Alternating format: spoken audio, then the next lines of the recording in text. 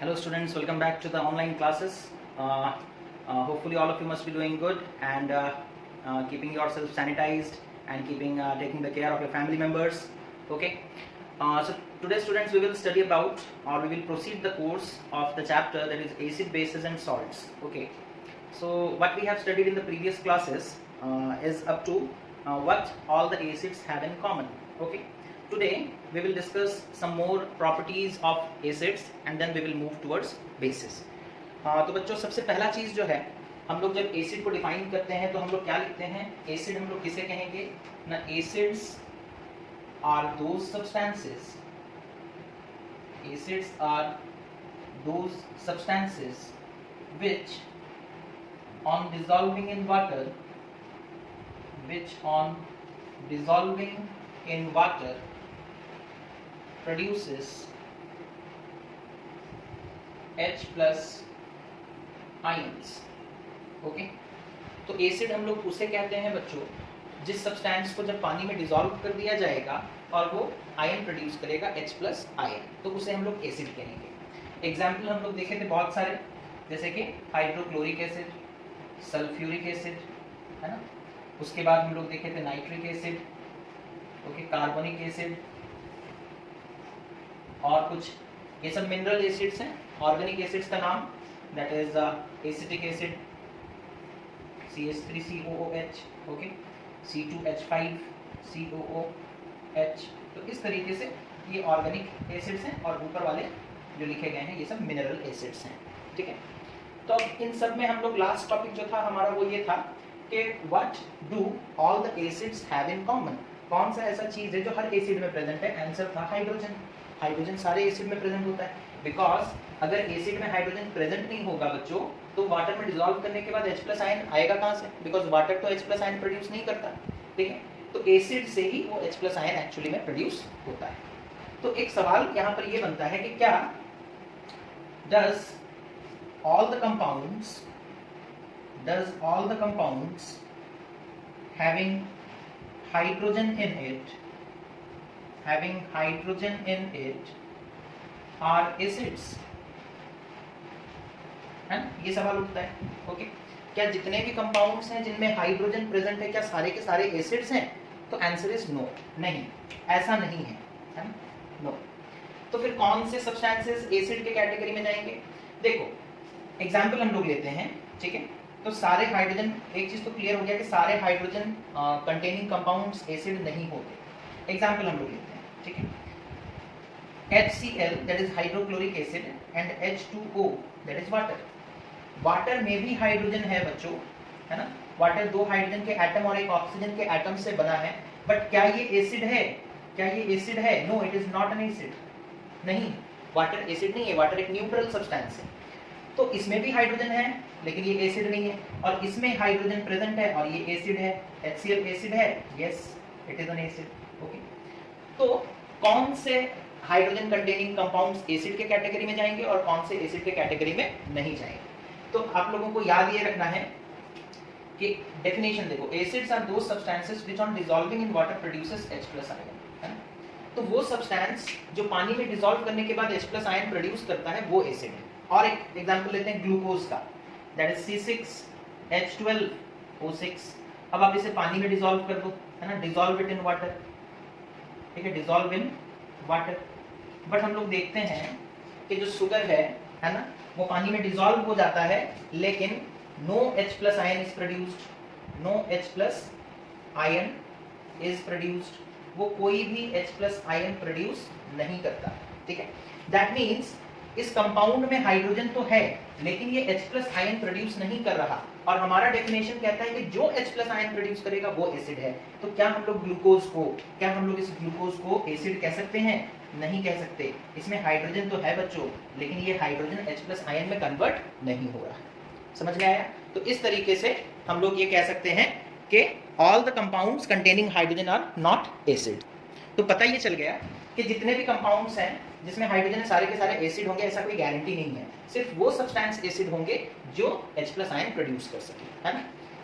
तो इसका टेस्ट हम लोग कैसे करेंगे कि कौन सा सब्सटेंस मतलब एसिड है और कौन सा हाइड्रोजन कंटेनिंग सब्सटेंस एसिड नहीं है। तो इलेक्ट्रिसिटी अगर देखो एसिड होगा तो वो H+ आयन प्रोड्यूस करेगा, और आयन कैसे पार्टिकल्स होते हैं? चार्ज पार्टिकल्स, है ना। आयन कैसे पार्टिकल्स होते हैं? Charge particles. तो एसिड होगा तो उसमें चार्ज पार्टिकल्स होंगे और वो इलेक्ट्रिसिटी कंडक्ट करेगा। लेकिन अगर एसिड नहीं होगा, जैसे ग्लूकोज एसिड नहीं है, वो कोई आयन फॉर्मेशन नहीं करेगा, तो वो इलेक्ट्रिसिटी कंडक्ट नहीं करेगा, है ना। तो ये एक बहुत ही सिंपल सा और इंपॉर्टेंट टेस्ट हम लोग कह सकते हैं, how to check whether a given substance is acid और नॉट। तो यहाँ देखिए हम लोग उसको एक एग्जांपल लेकर के समझते हैं। जैसे सपोज कर लो हम लोग एक कंटेनर ले लेते हैं, ठीक है। इस कंटेनर में हम लोग एक सोल्यूशन डालें, ठीक है, वाटर में डिसॉल्व किया हुआ एक सोल्यूशन, ठीक है। हमारे पास सपोज कर लो एक कंपाउंड था, उस कंपाउंड का नाम सपोज कर लो X। हमें नहीं पता वो कंपाउंड एसिड है या बेस, सॉरी एसिड नहीं है, हमें चेक करना है। तो हम क्या किए, इस कंपाउंड का फॉर एग्जांपल जैसे कि HCl, ओके, कंपाउंड हो गया HCl, इसे वाटर में डिसॉल्व किए बच्चों, ठीक है, और इस सोल्यूशन को इसमें डाल दिए, ठीक है, इस वेसल में डाल दिए। अब क्या करेंगे हम लोग ना, यहाँ पर एक इलेक्ट्रोड लगाएंगे, यहाँ पर एक इलेक्ट्रोड लगाएंगे, ठीक है, कोई सा भी, सपोज ये भी कॉपर का बना हुआ है, ये कॉपर आपको पता होगा कॉपर इलेक्ट्रिसिटी कंडक्ट करता है ना। उसके बाद सपोज कर लो हम लोग यहाँ पर एक बल्ब लगा दिए, यहाँ एक बैटरी लगाए और यहाँ पर एक स्विच लगा दिए, ठीक है, इस तरीके से। अब हम स्विच को ऑन करते हैं, ठीक है, स्विच को ऑन किए तो करंट देखो यहाँ से निकल कर आएगा, ये बैटरी का पॉजिटिव टर्मिनल है ना, बल्ब के थ्रू होते हुए यहाँ तक पहुंचेगा और इस सोल्यूशन के अंदर आएगा। अगर इस सोल्यूशन में H+ आयंस हैं, यानी कि चार्ज्ड पार्टिकल्स हैं, है ना, कैसे पार्टिकल्स हैं? चार्ज्ड पार्टिकल्स हैं, तो करंट बच्चों यहाँ से फ्लो होते हुए यहाँ तक पहुंच जाएगा और फिर इधर से स्विच के थ्रू होते हुए बैटरी के नेगेटिव टर्मिनल तक पहुंचेगा और ये बल्ब ग्लो करने लगेगा, ठीक है। तो हम जान जाएंगे कि ये जो सब्सटेंस हम लोग लिए थे वो एसिड है ना, वो क्या है? एसिड, ठीक है। अब उसी जगह पर सपोज कर लो हम लोग लेते हैं ग्लूकोज, हम लोग सपोज लेते हैं ग्लूकोज, ठीक है, दैट इज C6H12O6 लिए, इसे वाटर में डिसॉल्व किए, ठीक है, और ये सोल्यूशन को डाल दिए इसके अंदर, है ना, और फिर हम लोग सेम प्रोसेस रिपीट किए, ठीक है। बल्ब लगा था, बैटरी लगा हुआ है और स्विच ऑफ था, ऑन किए। लेकिन बच्चों इस बार क्योंकि हम लोग ग्लूकोज लिए हैं तो ग्लूकोज कोई आयंस नहीं बनाता, यानी कि यहाँ पर करंट यहाँ से निकल कर आएगा बैटरी से, बैटरी के पॉजिटिव टर्मिनल से करंट निकल कर आया, बल्ब के थ्रू होते हुए यहाँ तक पहुंचा, क्योंकि ये कॉपर का है तो कॉपर में करंट फ्लो होते हुए यहाँ तक आ गया। लेकिन अब यहाँ से यहाँ नहीं जा पाएगा बिकॉज कोई अंदर में कोई चार्ज पार्टिकल्स नहीं है जो उस करंट को कैरी करके यहाँ तक पहुंचा सके, सर्किट कंप्लीट नहीं हो पाएगा, बल्ब ग्लो नहीं करेगा। तो ये एक तरीका है, हम लोग चेक कर सकते हैं कि जो सब्सटेंस है उसमें H+ आयंस है या नहीं। तो सारे सब्सटेंसेस में H+ आयंस होंगे ऐसा जरूरी नहीं है। अब जो नेक्स्ट टॉपिक है बच्चों हमारा डिस्कशन का वो है acids do not show acidic behaviour in absence of water. Acids do not show acidic behaviour, acids do not show acidic behavior in absence of water, in absence of water, ठीक है। मतलब कोई भी acid वाला behaviour तब तक नहीं show कर सकता जब तक आप उसे वाटर में डिसॉल्व ना करो। हम लोग डेफिनेशन भी जब लिखते थे तो लिखते थे acid is a substance which when dissolved in water. Acid वो सब्सटेंस है जिसे वाटर में डिसॉल्व करने से वो आयंस प्रोड्यूस करता है। अगर वाटर में डिसॉल्व ही नहीं करोगे तो वो आयंस प्रोड्यूस नहीं करेगा और वो हम लोग उसे एसिड नहीं कहेंगे। अगर हम तुम्हें कहेंगे कि हमारे पास 100% कंसंट्रेटेड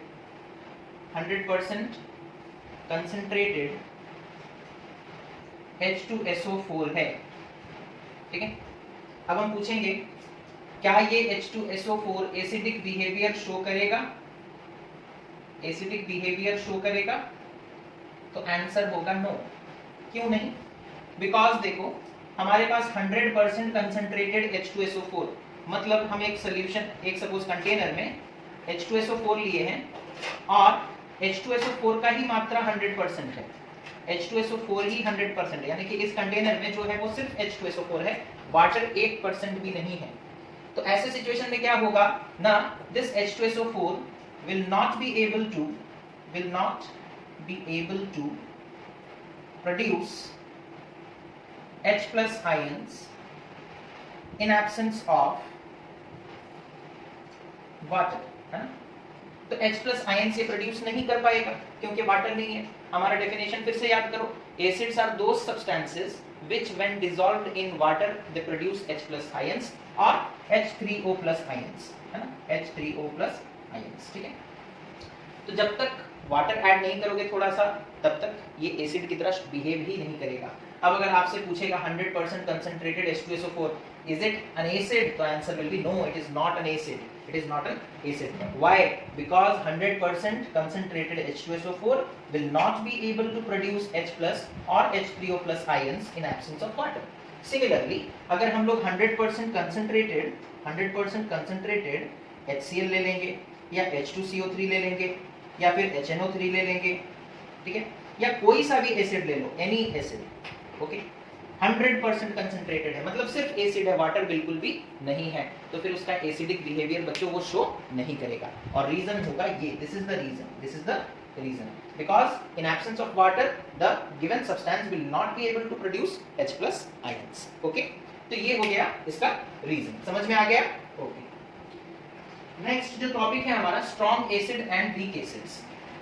स्ट्रॉन्ग एसिड किसे कहेंगे और वीक एसिड किसे कहेंगे, ठीक है। स्ट्रॉन्ग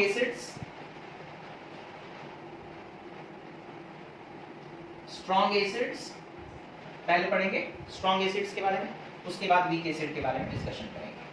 स्ट्रॉन्ग एसिड किसे कहते हैं बच्चों ना, वो एसिड जिसे पानी में डालने के बाद लगभग जितना मॉलिक्यूल आप डाले हो सारे के सारे आयंस में कन्वर्ट हो जाए, है ना। जैसे सपोज कर लो हम लोग 100 मॉलिक्यूल्स हम लोग लिए सपोज HCl का, है ना, और इसे वाटर में डिसॉल्व किए, ठीक है।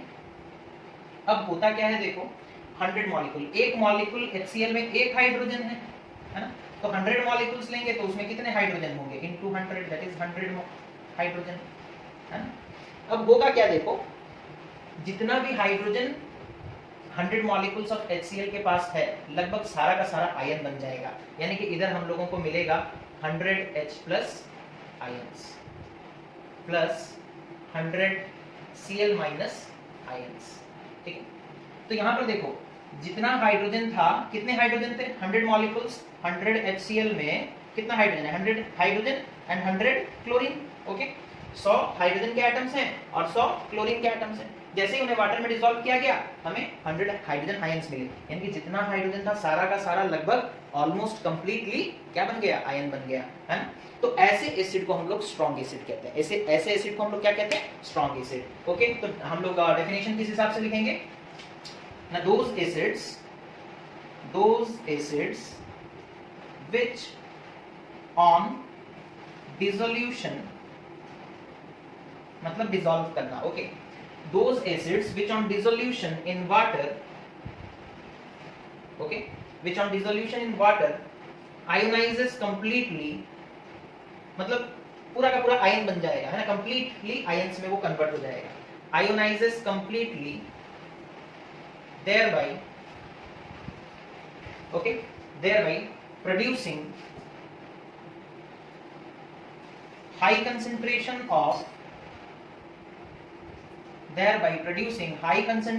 of H plus or H3O plus ions is known as strong acids, okay. तो समझ में आ रहा है आप लोगों को, हम लोग एक एसिड लिए जिसका नाम HCl था, उसके 100 मॉलिक्यूल्स लिए, है। अब हम लोगों को पता है अगर हम लोग एक मॉलिक्यूल लेते हैं HCl का तो उसमें एक हाइड्रोजन होता, 100 मॉलिक्यूल्स लिए तो उसमें 100 हाइड्रोजन होगा, 100 हाइड्रोजन के एटम्स होंगे।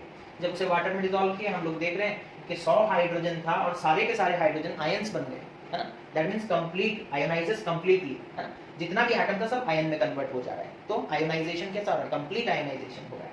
तो ऐसे एसिड्स को बच्चों हम लोग क्या कहते हैं, स्ट्रॉन्ग एसिड्स कहते हैं। एग्जाम्पल और भी है, HCl एक हो गया, और एग्जाम्पल क्या है, H2SO4 स्ट्रॉन्ग एसिड है, यानी कि अगर इसे वाटर में डिसॉल्व करोगे तो ये high concentration of H+ ion produce करेगा।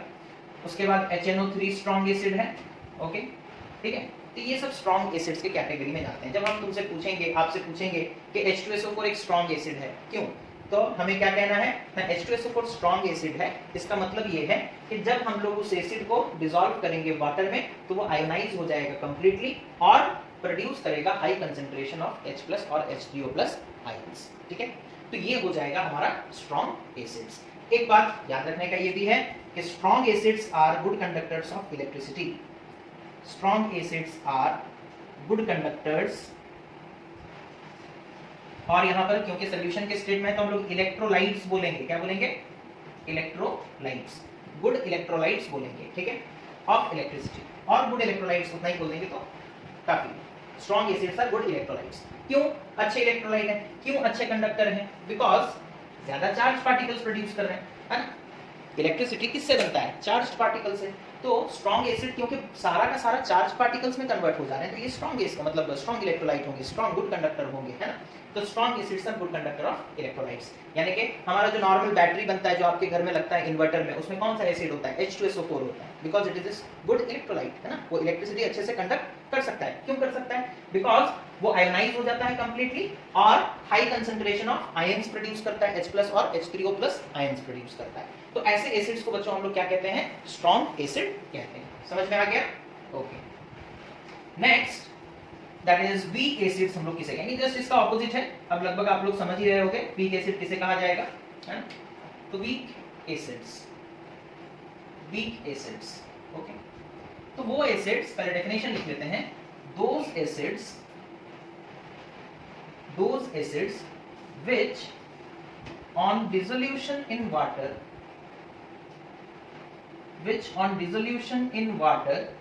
ओके, जब उन्हें वाटर में डिसॉल्व करेंगे हम लोग, आयोनाइजेस पार्शियली, पार्शियली का मतलब पता है, वहां पर क्या था, आयोनाइजेस कंप्लीटली, वहां पर लगभग जितने मॉलिक्यूल्स हैं सबके सब आयन बन जा रहे थे, लेकिन यहां पर क्या होगा, पार्शियली, यानी कि आधा अधूरा आयोनाइजेशन होगा। Ionises partially thereby producing low concentration of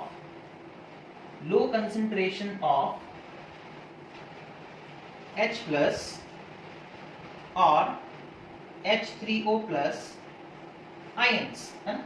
तो क्योंकि आयोनाइजेशन पार्शियली हो रहा है, आधा अधूरा आयोनाइज हो रहे हैं, तो चार्ज पार्टिकल्स कम प्रोड्यूस करेंगे। जैसे कि एग्जांपल अगर हम लोग लेते हैं, एग्जांपल अगर हम लोग लेंगे तो देखो H2CO3, ठीक है, ये एक मॉलिक्यूल हम लिखे हैं बच्चों, एक मॉलिक्यूल में कितने हाइड्रोजन है, देखो 2 हाइड्रोजन, है ना। अच्छा, अगर सपोज कर लो हम 100 मॉलिक्यूल्स लिए तो कितने हाइड्रोजन हो जाएंगे, 2 × 100 दैट इज 200 हाइड्रोजन होंगे ना, ठीक है। H2CO3 के एक मॉलिक्यूल में कितने एटम्स हैं हाइड्रोजन के, 2। अगर हम 100 मॉलिक्यूल्स लेंगे तो कितने हाइड्रोजन के एटम्स होंगे, 200। अच्छा, जब इसे वाटर में डिसॉल्व किया जाता है, ठीक है, जब इसे हम लोग वाटर में डिसॉल्व करते हैं तो हम लोग देखते हैं कि 40 H+ आयंस बने, है ना, और 20 CO3 2- के आयंस बने। अच्छा, यहाँ पर एरो मार्क जो है वो ऐसा नहीं होगा, वन साइडेड नहीं होगा, दोनों साइड में होगा, है ना। ये एरो मार्क दोनों साइड में है, मतलब सारा का सारा मॉलिक्यूल आयन में कन्वर्ट नहीं हो रहा है, ओके, कुछ मॉलिक्यूल्स के आकार में भी रहता है। अच्छा देखो, एक मॉलिक्यूल से 2 हाइड्रोजन निकलता है तो 40 हाइड्रोजन कितने मॉलिक्यूल से निकला होगा, 20, है ना। बाकी के 80 मॉलिक्यूल्स जो हैं वो अभी भी H2CO3 के आकार में हैं, ये आयंस में कन्वर्ट नहीं हुए। आयंस में जो कन्वर्ट हुए थे उनसे हम लोगों को ये मिल चुका है, that is 40 H+ and 20 CO3 2-, और बाकी 80 मॉलिक्यूल्स बच्चों ये आयोनाइज नहीं हुए।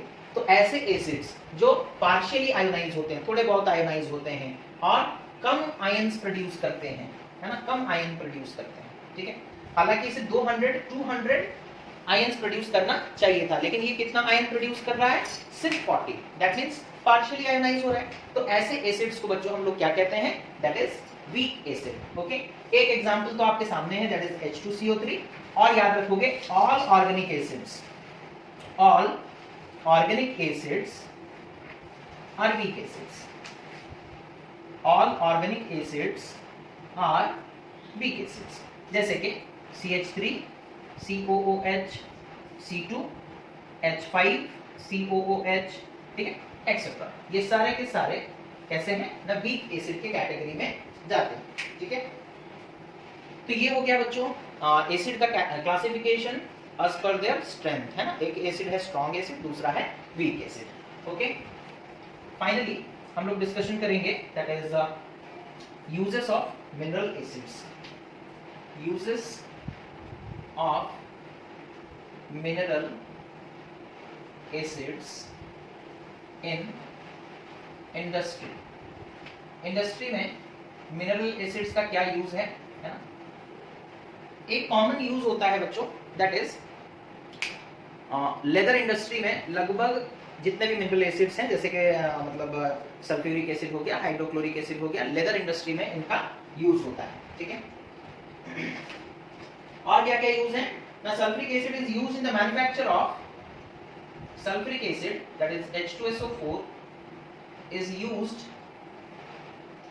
in the manufacture of bit 1 molecule fertilizers. Okay, fertilizers का मतलब आप लोग जानते होंगे, है ना, those chemicals which are added to the soil to increase the fertility of the soil. Okay, उसके बाद पेंट इंडस्ट्री और डाइज, ठीक है। और कौन सी इंडस्ट्री में यूज होता है बच्चों, केमिकल्स, प्लास्टिक्स, सिंथेटिक फाइबर्स, दूसरे केमिकल्स बनाने के काम में भी आता है। ओके, प्लास्टिक इंडस्ट्री में भी यूज होता है। ओके, और कहाँ यूज होता है, सिंथेटिक फाइबर बनाने के काम में भी आता है, सिंथेटिक फाइबर। ओके, तो ये कुछ यूजेस हैं किसके ना, सल्फ्यूरिक एसिड, है ना। ये कुछ यूजेस हो गए किसके ना, सल्फ्यूरिक एसिड। ओके, उसके बाद हम लोग देखेंगे यूजेस ऑफ नाइट्रिक एसिड, है ना। ये यूजेस लिख लिए आप लोग, नोट डाउन कर लें, सल्फ्यूरिक एसिड का क्या यूज है ना। ओके, अब देखेंगे नाइट्रिक एसिड, नाइट्रिक एसिड का क्या यूज है, दैट इज HNO3 का यूजेस। ओके, नाइट्रिक एसिड कहाँ यूज होता है, तो सबसे पहले लिखा है नाइट्रिक एसिड यूज होता है फर्टिलाइजर्स बनाने के काम में आता है। ओके, एक्सप्लोजिव्स बनाने के काम में आता है। Okay, used in making fertilisers. Okay, again it is used in making explosives. Explosives मतलब जानते हो ना, जैसे example TNT, trinitrotoluene. Okay, इसको बनाने के काम में आता है। और प्लास्टिक इंडस्ट्री में, डाइज इंडस्ट्री में, प्लास्टिक इंडस्ट्री में यूज होता है। ओके, डाइज बनाने के काम में आता है। And one important thing is that aqua regia बनाने के काम में आता है, aqua regia. Okay, aqua regia मतलब वो जनरली गोल्ड वगैरह से इंप्योरिटीज रिमूव करने के लिए हम लोग यूज करते हैं, that is called aqua regia. Okay, तो उसको बनाने के काम में भी आता है। Finally HCl। ओके, तो nitric acid, fertilisers, explosives, plastic, dyes and aqua regia. Okay, उसके बाद hydrochloric acid, hydrochloric acid. Okay, that is HCl। Okay, hydrochloric acid that is HCl। HCl का कहां पर यूज होता है बच्चों ना, removing oxide film from steel objects. Okay, removing oxide film from steel और आयरन ऑब्जेक्ट्स। ओके, तो removing film oxide film from steel and iron object. देखो, जब आयरन ऑब्जेक्ट के ऊपर बच्चों रस्ट हो जाता है तो हम लोग उसे रिमूव करते हैं, उसके बाद पेंट लगाते हैं, है ना। तो हम लोग जनरली HCl से उसे क्या कर देते हैं, वॉश कर देते हैं, और जो ऑक्साइड फिल्म है वो रिमूव हो जाता है, और फाइनली फिर हम लोग उसे उसमें पेंट कर देते हैं। ठीक है, हाइड्रोक्लोरिक एसिड और कहाँ यूज होता है, लेदर इंडस्ट्री में यूज होता है। ठीक है, लेदर इंडस्ट्री में यूज होता है, okay, for tinning purpose, okay, और कहाँ यूज होता है, फूड इंडस्ट्री में यूज होता है, ओके। तो ये कुछ यूजेस हैं किसके ना, HCl के, जो कि एक एसिड है और मिनरल एसिड है, और ये उनके यूजेस हैं। तो यहाँ पर बच्चों हम लोगों का एसिड का एक पर्टिकुलर पोर्शन खत्म होता है, इसके बाद फिर हम लोग स्टार्ट करेंगे बेसिस, फिर उसके बाद हम लोग पीएच और दूसरे डिस्कशंस भी करेंगे। तो आज के लिए बस इतना ही था। ये वीडियो आप लोग देखें और जो भी डाउट्स निकल कर आता है फिर व्हाट्सएप पर डाउट भी भेज सकते हैं। तो thank you for watching, have a nice day.